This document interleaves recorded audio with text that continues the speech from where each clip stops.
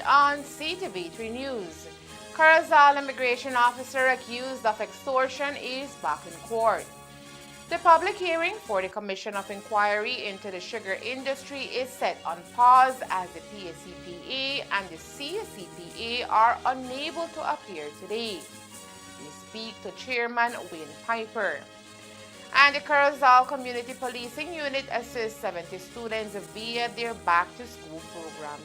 These are some of the stories we have for you tonight in our newscast for Friday, August 30th, 2024.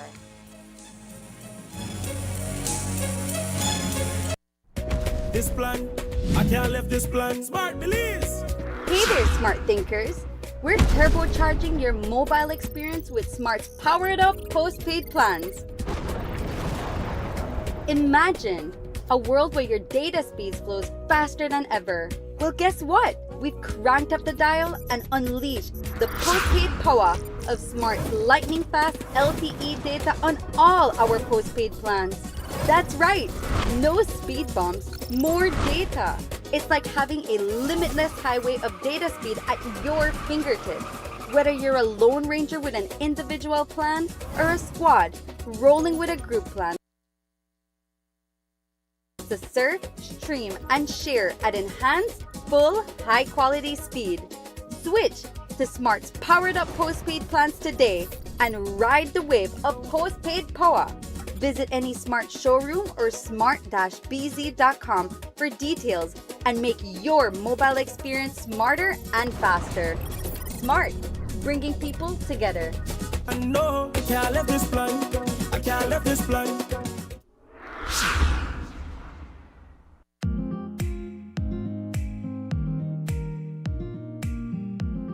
Vacancy. A vacancy exists at Centaur Communications Corporation Limited for a video editor videographer in the media department.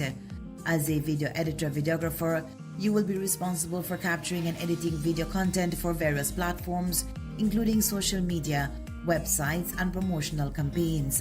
Key responsibilities: capture high-quality video footage for various projects, including interviews for news and morning show, events, and promotional materials. Edit and assemble footage into polished final products, incorporating graphics, sound, and effects as needed. Assist in the broadcasting of the morning show and evening news. Collaborate with the creative team to brainstorm and develop concepts for video projects. Manage multiple projects simultaneously, ensuring deadlines are met and quality is maintained. Qualifications: you must possess experience as a videographer and video editor, proficiency in video editing software, Adobe Premiere Pro, After Effects, DaVinci Resolve, Adobe Audition, and Photoshop, experience with camera equipment and lighting setups, eye for detail, ability to work independently and collaboratively in a fast-paced environment, ability to work flexible hours, excellent communication and organizational skills, willing to learn vMix, TriCaster, Data Video, and vMix UTC if no experience.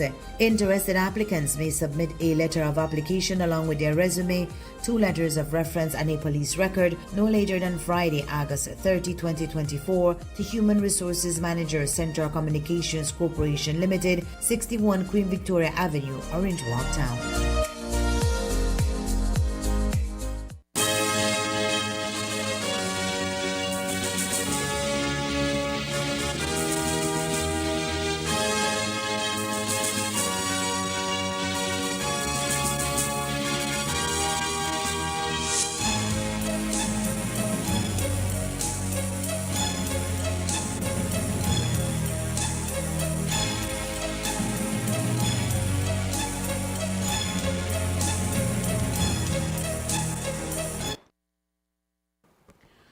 Good evening with your news also simulcast on Fiesta FM 106.7. I am Joanna Rodriguez. Monique Maisha Escalante, a 31-year-old immigration officer from Carazal Town, appeared in court on Thursday amid a criminal theft case. Escalante, who is currently on interdiction, attended the session with her attorney, Leslie Hamilton, before the senior magistrate in court number 2. She received the full disclosure of the evidence against her, including 104 pages of documents and 3 CDs that the police will use to build their case. The court scheduled her next appearance for November 8, 2024 for a preliminary inquiry, PI, rather than a trial, as the case is being handled on indictment. The case will proceed with the PI to determine whether there is sufficient evidence for a trial. Escalante was initially arraigned on March 25, 2024 for allegedly demanding $3,000, about 6,000 Belize, from 27-year-old Jamaican cook Janoy Sean D. Richards while on duty at Philip Golson International Airport on March 15, 2024. In a statement given by Richards on Wednesday, March 28, 2024, he indicated that on Friday, March 15, 2024, sometime between the hours of 4 p.m. and 8 p.m., whilst at the Philip Golson International Airport, a female immigration officer who wore a gray sweater draped over her official clothing demanded that he place money inside his passport and made threats of repercussions if he, Richards, failed to comply. Richards said that when he was reluctant to comply, the female officer began to inquire into his financial status. According to Richards, he became fearful that he would be detained and would not be able to leave the airport, and so he discreetly placed a total of $3,000 in U.S. currency in $100 U.S. bills with his passport and gave it to the female immigration officer. An investigation was carried out where the surveillance camera system was viewed and the Philip Golson International Airport whereby Monique Escalante was identified. The public hearing for the Commission of Inquiry into the sugarcane industry was cancelled for today.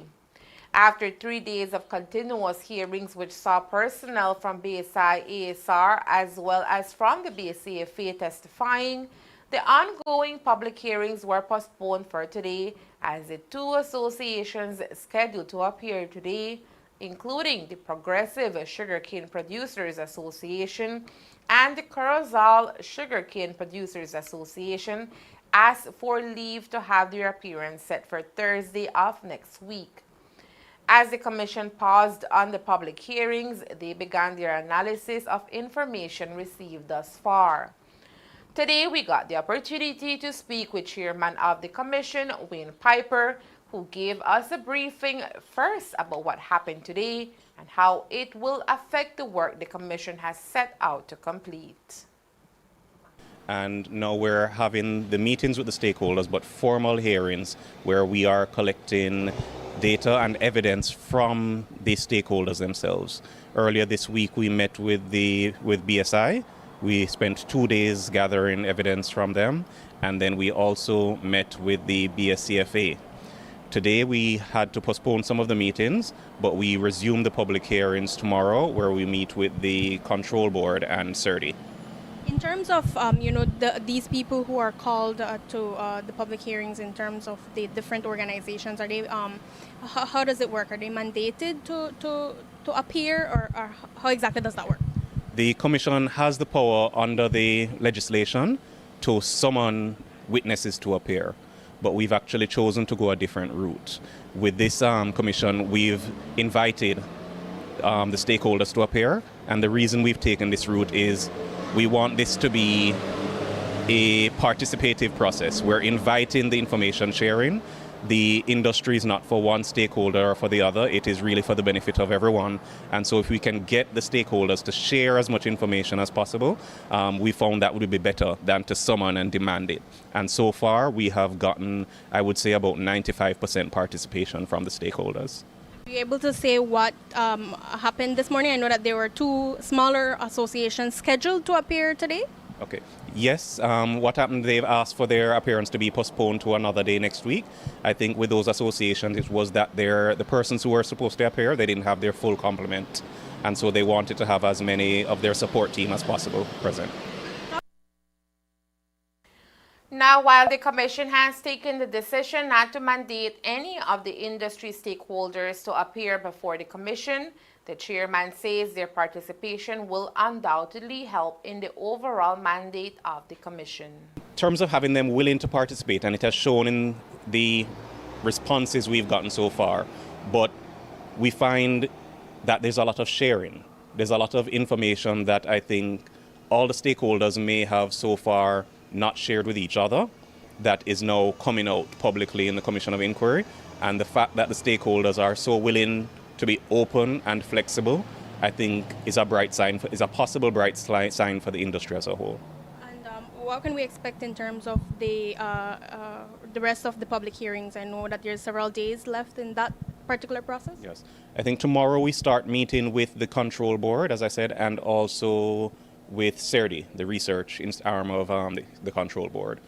Next week we go to Belmopan and we should have meetings with the Santander. We have meetings with Santander next week, and I think we have one or two other stakeholders or meetings that we're supposed to have in Belmopan.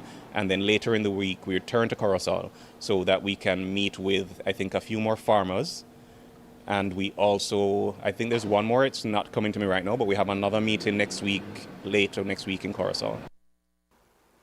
Having a wide cross-section of main issues included in the terms of reference of the Commission, the hope, according to Piper, is to complete the public hearings by next week, after which the commissioners will sit to start their report, which is scheduled to be completed by November this year.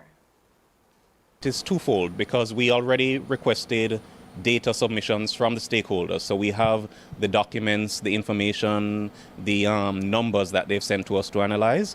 But the commissioners who are experts in the field as well look at these numbers and they may have further questions.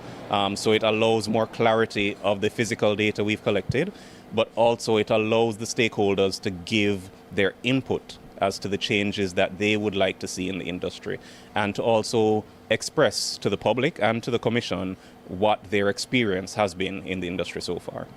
In terms of what you guys have been able to hear thus far, talk to us a little about what you guys are looking, forward in terms of the terms of reference and what you guys have been able to pick up in terms of the work that you guys are doing. Okay. Well, I wouldn't go too much into what we've heard so far, but what we are trying to do with each stakeholder is cover each area of the terms of reference, and that is why we spent so much time with each stakeholder, because it is not just a matter of looking at the milling production or what is being done in the fields, but the Commission has been tasked to also look at environmental issues, pricing issues, payment system issues, and also look at how we can help small-scale farmers continue to survive or to manage in an industry that is more globalized. So that was a big part of what we've used this morning to do, because since the overseas commissioners have been here, we've just been every day in hearing, so we've not had a chance to sit and meet with each other. We took this morning to sit down and look at our terms of reference, look at our draft report that we have to prepare, and we've realized we really have a tight timeline from the end of these hearings to start putting together the formal report. And so we've sort of set out what we need to do, our timelines, the division of labor amongst the commissioners based on their areas of expertise. And so we expect right away, as we get into September, to start the drafting of the report. How realistic, as the chairman, do you see this report being completed? Like, they have mentioned that the expectation is by November of this year? We have, based on that timeline, we have set a schedule to have it done by November, by the end of November. The public hearings resume on Saturday with testimonies by the Northern Sugarcane Farmers Association, NSCFA, in the morning, followed by various arms of the Sugar Industry Control Board, SICB, including the Sugarcane Production Committee, SCPC, and the Sugar Industry Research and Development Institute, CERDI, in the afternoon. On Monday, the public hearings will move to Belmopan, where Santander Sugar will appear in front of the Commission. On Wednesday, September 4th, the hearings return to Escuela Secundaria Mexico's conference room, where Belize Electricity Limited, BEL, and the Public Utilities Commission, PUC, will be in attendance. And finally, on the Corozal Sugarcane Producers Association, CSCPA, and Progressive Sugarcane Farmers Association (PSCFA) will appear in front of the commission. A 52-year-old Salvadoran national Carlos Vanegas Calderon, who entered Belize on Valentine's Day and overstayed his visa, has been fined and detained pending deportation. Calderon, who had been residing in the Holy Emmanuel area of Belize City, appeared in court number 2 on Thursday morning, where he was charged with being a prohibited immigrant. Calderon legally entered Belize on February 14, 2024, through the Western Border Station and was granted a 16-day visitor's permit, which expired on February 29, 2024. After his visa application was denied on May 2, 2024, Calderon remained in the country in violation of the Immigration Act. In court, Calderon, who was unrepresented, explained that he was not informed of the necessary procedures by the Immigration Department, stating that he would have returned to El Salvador if he had known. After pleading guilty, Calderon was fined $1,000 plus a $5 court fee, which he promptly paid.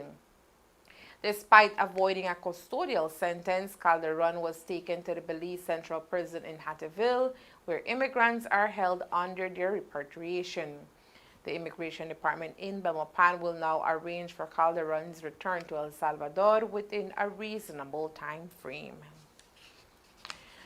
Coming up next, a graduation ceremony for participants of Think Tank's cell phone repair training program. Stay tuned. The Public Utilities Commission continues to drive changes for Belize's utility and ICT sectors by creating new regulations and updating existing laws and rules to elevate the legal framework for water, telecommunication, and electricity.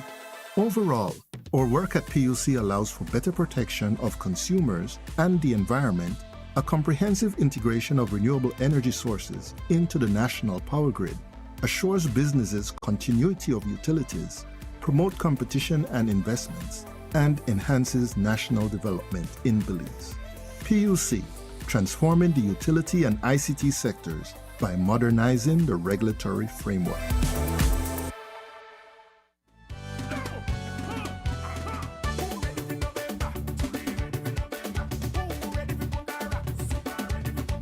We're calling it a multipurpose park because it will have a variety of services and amenities.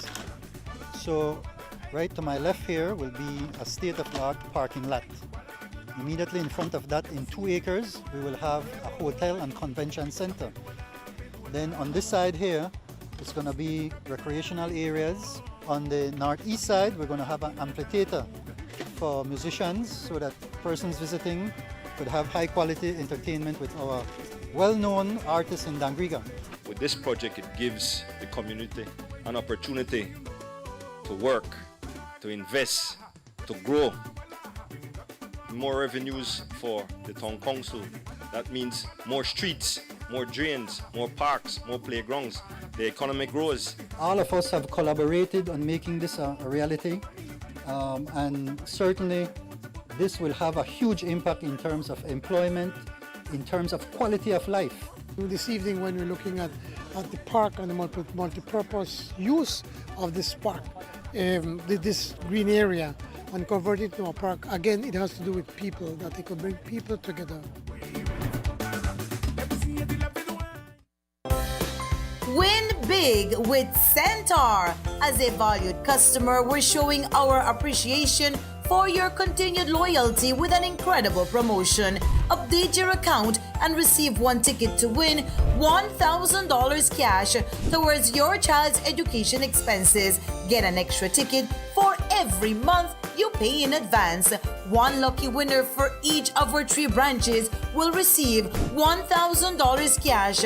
Drawing date September 6 on the Despierta Belize Morning Show. Don't miss this opportunity to secure your child's education. Update your account now. Start earning those entry tickets and win big with Centaur.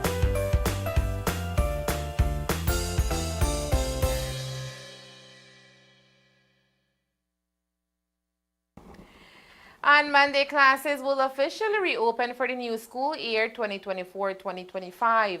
Right about now, every parent and guardian are cross-checking their child's school supplies list while teachers make sure classes are on point with posters, pictures, graphs, and timelines.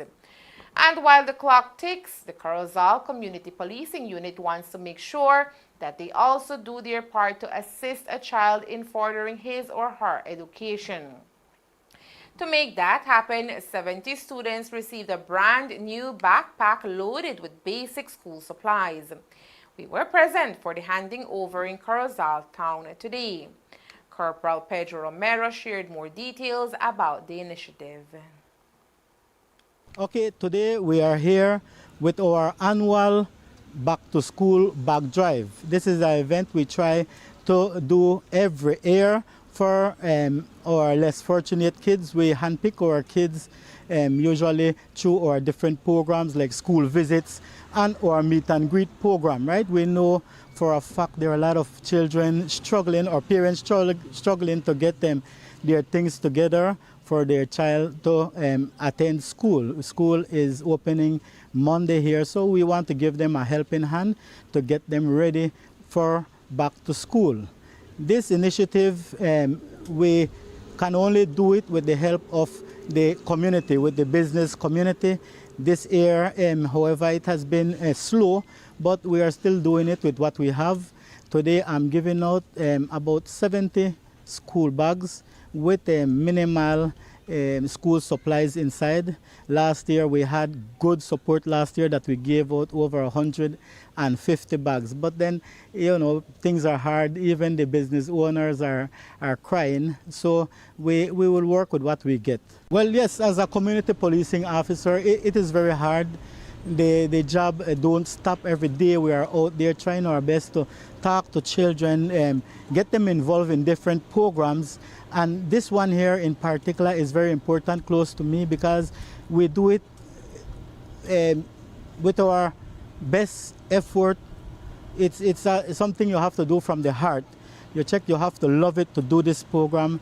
And so we try to keep the children entertained with positive activities. I have my cadet program. Presently, we have enrolled in Corozal District over 80 cadets. We have from Corozal, Tong here, Chanchen and Pachacan, and we are constantly enrolling children that are interested in the program, right? We want to keep the children active in different positive programs. The drive was made possible with the assistance of the business community. We want to encourage our students to try their best, right? Education is very important these days, right? Times are changing, and every job you go, it requires a certain level of education. So we want to ask the children to do their best, try to study, do their homework, and try to keep in school. Remember, the law specified that a child must be in school under the age of 14, right? So since you are obligated to be in school by law, try to take advantage of this and stay in school and study hard. Today, a group of mostly women completed a 2-week course in cell phone repair. The project is a brainchild of a group of professionals from Corozal known as a think tank. The project is funded by the Ministry of Investment in collaboration with the National Women's Commission and It-Vet. Today marked the culmination of the training, and participants received their certificates during a special ceremony. Elmer Cornejo tells us more in the following story. The think tank group has been the creator of great ideas in Corozal, including the cell phone training program for women and girls, an area mainly dominated by men. With the support of the Ministry of Investment in collaboration with the National Women's Commission, the project was launched 2 weeks ago at the It-Vet. Fast forward to today, participants graduated from the training after days of arduous work.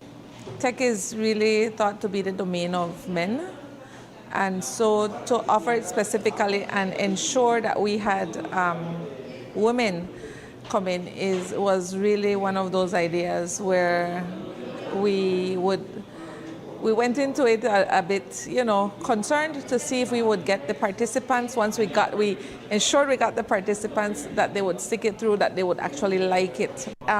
I think that it definitely gave, especially the young women and girls here, because we have 2 as young as 14,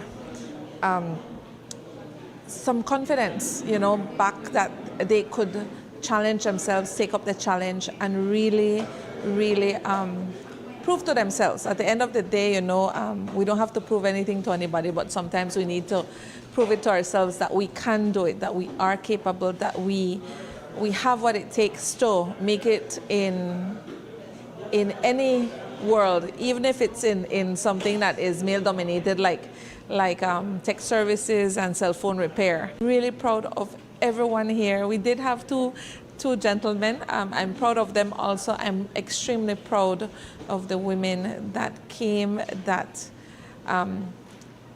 challenged themselves, that rocked it and completely smashed the course, and they're a big success. The youngest participant is only 14 years old and joined the rest of the cohort in repairing 100 cell phones and tablets during the 2-week training. In this course, the 15 participants refurbish and fix over 100 phones in a matter of 2 weeks. So they started this from the second day, and they've been working really hard, which just goes to show that they are capable, they are producing already. What we wanted was for them to be able to go home tomorrow and start their own business. So the equipment is just under $300 each. So each participant gets their own set. They can go ahead and start. The sessions were facilitated by Mexican national Jorge Abisur Quintal Manzano, a cellular phone repair technician. Today he shared what it's like to have been able to pass on his knowledge of capacity building and strengthening to a group of Belizeans who can now create their own income. Tuvimos alumnas menores de edad, adolescentes y por supuesto personas mayores que estuvieron aprendiendo de este curso. Estuvieron muy emocionadas por la capacitación que se les dio. Estoy muy contento por haber compartido mi experiencia con ellas y por supuesto que ellas también puedan tener su propio sustento, su propio trabajo, el poder tener la capacidad de reparar un equipo celular que también les permita tener un sustento en su casa, con sus familias. Y todo lo que estuvimos viendo a lo largo de este curso les va a permitir a ellas continuar para seguir aprendiendo, seguir aplicándolo y por supuesto que ellas puedan tener un trabajo digno con que tener sustento necesario para sus familias. A lo largo del curso pude platicar con cada una de ellas, conocerlas, aprender de su experiencia, de su edad y de todo lo que ellas habían estado explicándome que tuvieron que hacer para poder estar en este curso. Yo no sabía, pero en un momento una maestra estaba aquí presente. Ella aprendió también cómo reparar un celular y ella me explicaba que para ella la experiencia que tenía de aprender pues no era lo que esperaba, era muy diferente. Estuvo contenta preguntando, desarmando celulares y sin duda alguna de que cada una de ellas es alguien muy diferente, alguien muy especial. Se aplicaron para aprender, quedaron muy contentas y por supuesto eso le va a servir continuamente a lo largo de su vida. For participant Yuri Garcia, the next step is to implement what she learned to assist others. Y yo pues estoy representando lo que es el curso técnico que Mistea nos regaló acá en Corozal. Y pues le damos muchas gracias a Mistea y a todos los que nos apoyaron por ello. Pues gracias a Dios ya somos graduados de ello. Y pues acá los esperamos cuando quieran componer sus teléfonos. Ahí vamos a estar los compañeros para ello y muchísimas gracias. Soy mamá de 5 niños y aquí estoy en el proyecto de las mujeres hacia lo que ella nos quiso brindar y ayudarnos con esto, ya sea para un trabajo, para un futuro. Y pues gracias por los equipos que nos regalaron, por todas aquellas cosas que ustedes nos brindaron, por las personas que nos apoyaron día a día en lo que es el proyecto. Y gracias a Mistea, al profesor de allá de Quintana Roo, a Mr. Pech y a todas las personas que nos apoyaron por el proyecto. Muchísimas gracias y pasen buenas tardes. A second advanced training will be provided at a date to be announced with the aim of developing the orange economy in northern Belize. This time, Beltrade will join the cause. Their task will be to train participants in the business area. Elmer Cornejo, Ctv3 News. Before the end of this year, residents in the north will be able to fully enjoy the completely upgraded Corozal-Sarteneja Road, including 2 new bridges which are replacing the Laguna Seca and Pueblo Nuevo ferries. The works, according to Chief Engineer at the Ministry of Infrastructure, Evandale Moody, is more than 85% completed. With the completion of the 2 new bridges in the area, Moody today confirmed that both the Pueblo Nuevo and Laguna Seca ferries will be discarded as they are no longer safe and thus cannot be relocated to be used in other parts of the country. No. Reason being that we have completed the first bridge at Laguna Seca, and that ferry that was there was really not good. And so we have basically request that the Assets Management Office discard that ferry because it's not good any at all. The second ferry that is located at Pueblo Nuevo, we are almost completed with the Pueblo Nuevo bridge. It's approximately 85% completed. And by the end of October, we should have that bridge open to traffic as well. The ferry that is located there, we had to do some repairs of it because it was leaking. And so I'm not sure if you could recall that about a month ago, we had to close that ferry in an effort to repair the barge that is there. So definitely, that ferry will not be utilized anywhere else again. We're just trying to salvage it as best as we can to complete the Pueblo Nuevo Bridge, and then we will discard it. All right, thank you so much. You're welcome. Okay, Vandale, thanks, brother.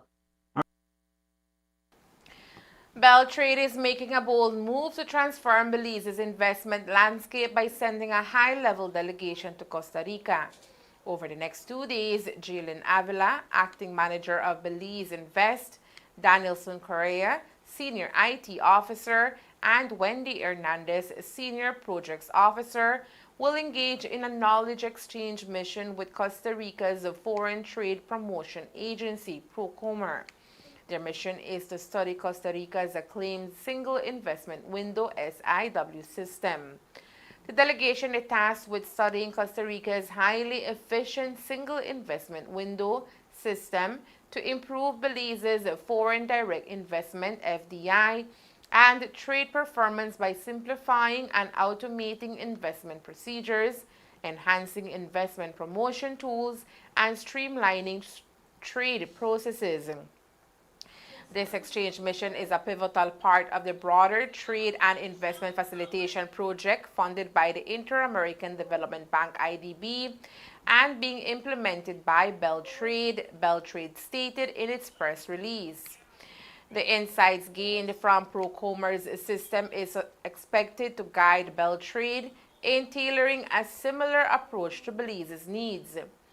By studying PROCOMER's experiences, challenges, and successes, Beltrade's representatives hope to gather critical insights that will inform the implementation of a similar system in Belize, Beltrade added.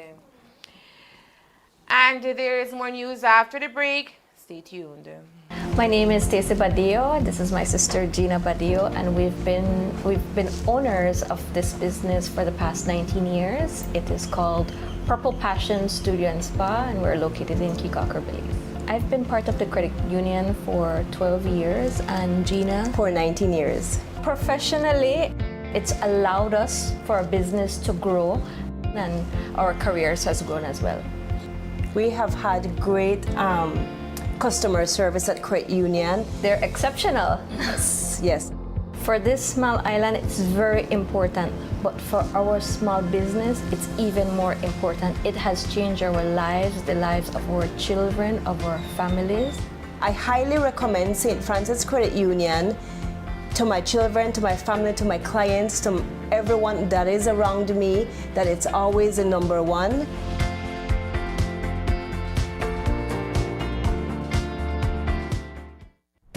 This plan, I can't left this plan. Smart Belize. Hey there, smart thinkers. We're turbocharging your mobile experience with Smart's powered up postpaid plans.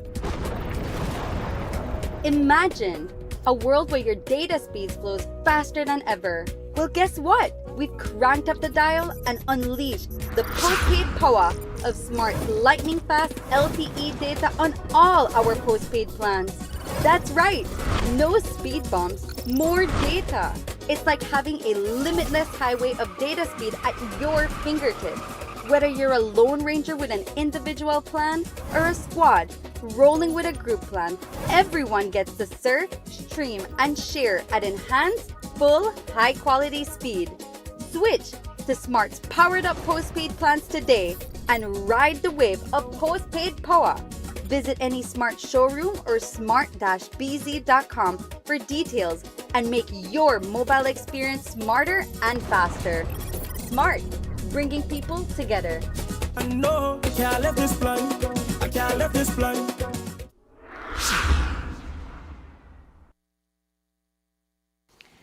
The government of Belize, in collaboration with the Inter-American Development Bank, IDB, is hosting the third-level dialogue of the Regional Climate Change Platform of Economy and the Finance Ministries of Latin America and the Caribbean in San Pedro and Burgess Key from August 30th to the 31st, 2024. Honorable John Briceño, Prime Minister and Minister of Finance, Economic Development, Investment, Civil Aviation, and Immigration, is leading the Belize delegation. This event will bring together ministers and high-level representatives from 18 countries, regional agencies, IDB executive leadership, and bilateral partners. Over the next 2 days, the platform will approve the new work plan for the 2024-2025 period and transfer the pro tempore presidency from the Ministry of Finance of Chile to the Ministry of Finance and Public Credit of Colombia. The ministries present at this dialogue will formally adopt a shared regional vision on sustainable finance. On Thursday, the 29th of August, 2024, the Human Trafficking Institute, HTI, in partnership with the Anti-Trafficking in Persons, ATIPS Council of the Government of Belize, hosted a Trafficking in Persons Leadership Summit. The initiative is part of a CARSI grant project entitled A Tipping Point 2.0, awarded to HTI in September 2022. The summit intended to strengthen best practices in Belize's anti-trafficking efforts and support collaboration and coordination across government ministries and departments. It was designed to allow for reflection on global best practices as well as common pitfalls in responding to human trafficking. The agenda included key topics such as leadership, best practices for governments on trafficking in persons and the government of Belize, trafficking in persons in the Caribbean and Latin America, and best practices in working with victims of trafficking in persons. The day ended with leadership completing a joint SWOT analysis, which resulted in the identification of key action items moving forward. The Commissioner of Police unequivocally reiterated the support of the Belize Police Department in the response to human trafficking. He emphasized that we must utilize our freedom to ensure the freedom of those that are imprisoned by the invisible shackles of human trafficking. Representatives from key departments and ministries attended, including the Office of Public Prosecutions, the Belize Police Department, and the Anti-Trafficking in Persons Police Unit, the Labor Department, the Ministry of National Defense, Department of Local Government, and the Department of Human Services. In an inspirational statement, CEO Adel Katsim Sanchez of the Ministry of Human Development, Families, and Indigenous Peoples Affairs exclaimed, "As we move forward, let us remember that our leadership will be judged not only by the policies we implement, but by the lives we transform and the injustices we eradicate." The government of Belize reconfirms its commitment to address trafficking in persons in Belize and forging formidable partnerships with organizations that are dedicated to the same. And that's the news. We invite you to join us for another newscast on Monday, September 2nd, here on Ctv3 News and Face FM 106.7. Remember that to read a text version of the news, you can visit our website at ctv3belizenews.com. You can also log on to our Facebook page for current stories at facebook.com/ctv3belizenews or our YouTube channel at Ctv3 News BZ. From all of us here at Ctv3 News, have a safe and pleasant weekend. Thank you for watching and listening. Good night.